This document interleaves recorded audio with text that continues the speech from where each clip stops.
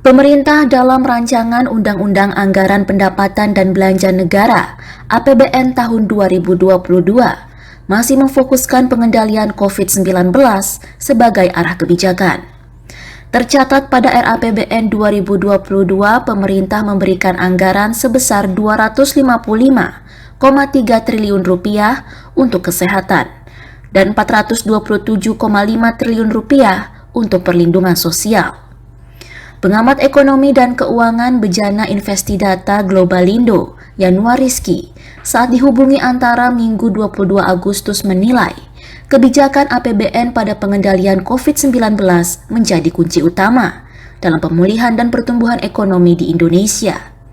Untuk itu, anggaran belanja harus berfokus pada stok dan percepatan vaksinasi yang merata di seluruh wilayah Indonesia.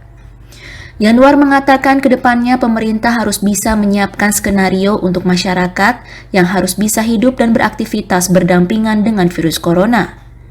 Dengan penanganan dan pengendalian skenario COVID-19 yang tepat, khususnya pada pandemi yang menjadi endemi, Yanuar optimistis kebijakan APBN pada tahun 2022 akan menjadi tahun fondasi ekonomi nasional. Kita bisa menemukan formulasi yang tepat ya untuk melakukan deal baru dalam perekonomian kita, cara kita melihat ekonomi. Presiden bisa punya leadership koordinasinya dengan para kepala daerah. Ya, menurut saya 2022 adalah tahun fondasi ekonomi. Kalau dia tahun fondasi ekonomi, mungkin sampai 3 tahun. Setelah itu akan recovery.